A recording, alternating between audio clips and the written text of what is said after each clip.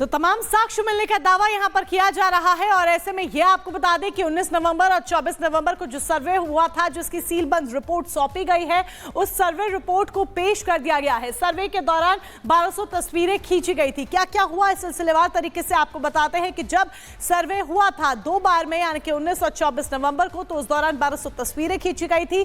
सर्वे के दौरान 4.5 घंटे का वीडियो भी बनाया गया था, यानी कि फोटोग्राफी और वीडियोग्राफी दोनों हुई। 19 और 22 नवंबर को सर्वे किया गया था।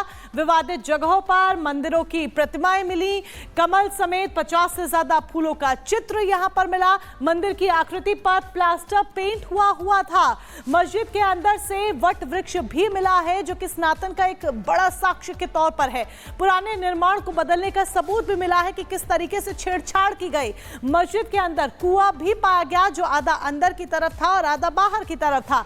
मस्जिद के अंदर से ही एक कुआं पाया गया है और आपको पता ही है कि सनातनियों में किस तरीके से कुआं पूजन होता है। जब घर में कोई बच्चा जन्म लेता है तो उसके बाद कुआं पूजन किया जाता है। इसके अलावा भी महिलाएं कन्या पूजन करती हैं, वट वृक्ष की पूजा आराधना करती हैं, महिलाएं करती हैं।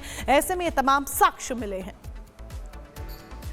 तो देखिए, संभल, सियासत और सच तीनों एक साथ कदम ताल करते हुए नजर आ रहे हैं। और आपको बता दें, जब भी संभल का जिक्र आता है, शाही जामा मस्जिद की बात होती है, तो वो दौर भी याद आ जाता है जब वहां पर हिंसा छिड़ी थी सर्वे के बाद। लेकिन अब सत्यव्रत पुलिस चौकी को लेकर के भी लगातार जो विवाद है वो गहराता हुआ नजर आ रहा है। एक संग्राम सा छिड़ गया है। रिपोर्ट के जरिए दिखाते हैं।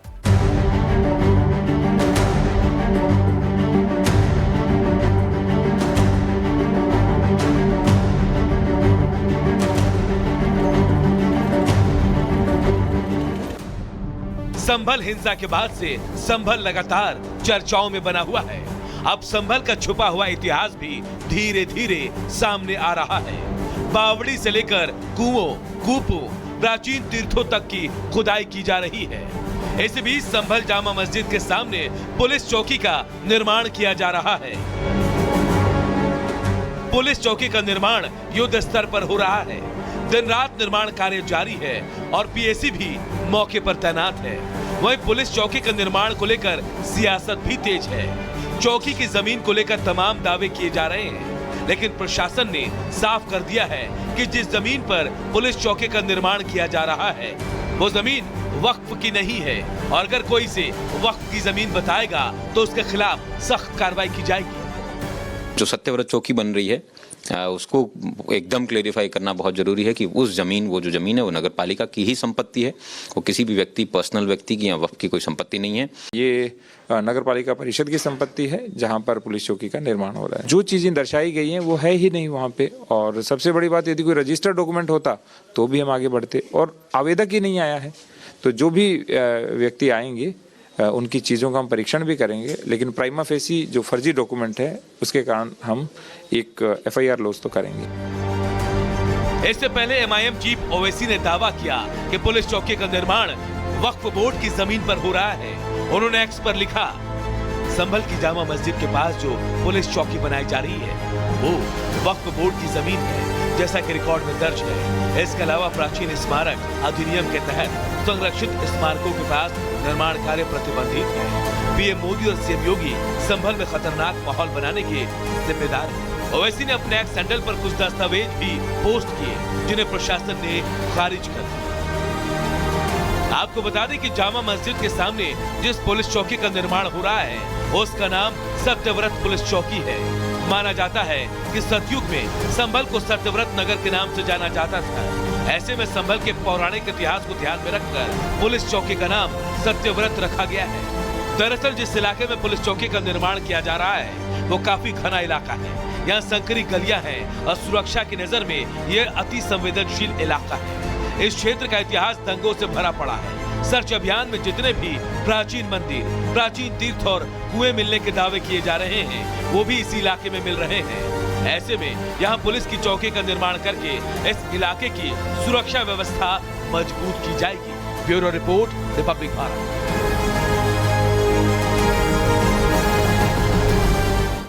तो मस्जिद के सामने बन रही पुलिस चौकी को लेकर के लगातार जो संग्राम है वो छिड़ता हुआ नजर आ रहा है। अब आपको संभल में मिले सबूत भी बता देते हैं जो कि यहाँ पर चीख चीख कर तमाम चीजों को लेकर के उजागर कर रहा है। संग्रहालय मिला है दरअसल, और संग्रहालय में एक एक चीज जो है वो ऐतिहासिक बताई जा रही है। भगवान विष्णु महादेव की प्राचीन मूर्तियां मिली है, भगवान गणेश की भी प्राचीन मूर्ति मिली है। इसके अलावा आपको बता दें कि 2000 साल पुराने हथियार भी सामने आए हैं, और साथ ही साथ आपको बता दें इस लिस्ट में और भी कई सबूत है। कल की अवतार की भी यहाँ पर तस्वीर सामने आई है।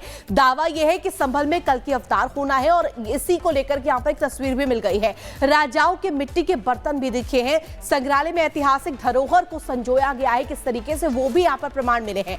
आक्रांताओं की बर्बरता के सबूत मिले हैं कि किस तरीके से इस जगह को दबाया गया। तमाम सनातन के जो पदचिन्ह है उन्हें खत्म करने की कोशिश की गई है। आर्कियोलॉजिस्ट अतुल मिश्रा ने खुदाई से पहले इसको लेकर के तमाम जानकारियां दी। उनके पास कई पुरातात्विक अवशेष भी मिले हैं। यहाँ भगवान विष्णु की मूर्ति, शुंग काल की प्रतिमाएं भी मिली है, और साथ ही साथ मौर्य काल की नागमुखी मातृदेवी की मूर्ति भी यहाँ पर इस लिस्ट में शामिल है। ये सभी अवशेष संभल में कई सालों से खुदाई के दौरान थे, दबे हुए थे, जो संभल में सनातन की प्राचीन निशानियों की एक कह सकते हैं कि इन सभी के सबूत देता है और दिखाता है। और लगातार संभल में मिलेगी तमाम सबूत चीख चीख कर कह रहे हैं कि किस तरीके से यहाँ पर सनातन के जो तमाम जो चिन्ह है, जो यहाँ पर सामान है, वो सबको किस तरीके से यहाँ पर आक्रांतों ने बर्बरता के साथ खत्म किया। और एक तरफ संभल में विवाद गहराता जा रहा है, रिपोर्ट पेश हुई है, तो दूसरी तरफ दिल्ली की भी बात कर लेते हैं, जहां पर दिल्ली में संग्राम छिड़ा हुआ है। और ये संग्राम छिड़ा है वीर सावरकर के नाम पर। दरअसल आज प्रधानमंत्री नरेंद्र मोदी दिल्ली यूनिवर्सिटी के एक कॉलेज की नींव रखने जा रहे हैं। बात कॉलेज से जुड़ी ये कि नींव रखना विवाद का केंद्र नहीं है। दरअसल नींव जिस नाम पर रखी जा रही है, यानी कि कॉलेज जिस नाम पर रखा जा रहा है, वो विवाद का केंद्र बन गया है, और उसी की वजह से दिल्ली में संग्राम छिड़ गया है।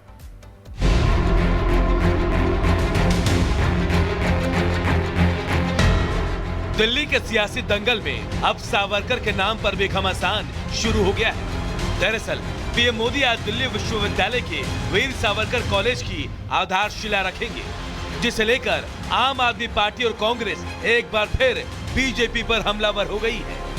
करने दीजिए, कॉलेज का उद्घाटन कर रहे हैं तो करने दीजिए। विपक्षियों को जवाब देने के लिए बीजेपी ने भी मोर्चा संभाल लिया। महाराष्ट्र बीजेपी के अध्यक्ष चंद्रशेखर बावनकुले ने कहा कि सावरकर के नाम पर कॉलेज महाराष्ट्र के लिए गर्व की बात है।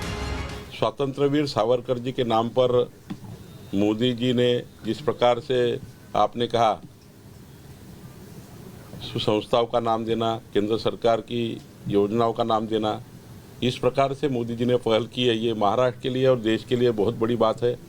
मैं महाराष्ट्र जनता की ओर से मोदी जी का आभार व्यक्त करता हूँ। हालांकि दिल्ली यूनिवर्सिटी के कुलपति प्रोफेसर योगेश सिंह पीएम मोदी के कार्यक्रम से उत्साहित है। एक योजना है कि शिक्षा में का विस्तार हो, अच्छी शिक्षा, सस्ती शिक्षा सबको उपलब्ध हो। ये इस दिशा में जो सरकार की योजना है, दिल्ली विश्वविद्यालय उसमें अग्रसर भूमिका निभाने का प्रयास कर रहा है। पीएम मोदी दिल्ली विश्वविद्यालय में 600 करोड़ से अधिक की 3 नई परियोजनाओं की भी आधारशिला रखेंगे। इसमें पूर्वी दिल्ली के सूरजमल विहार में पूर्वी परिसर में एक शैक्षणिक ब्लॉक और द्वारका में पश्चिमी परिसर में एक शैक्षणिक ब्लॉक शामिल है। साथ ही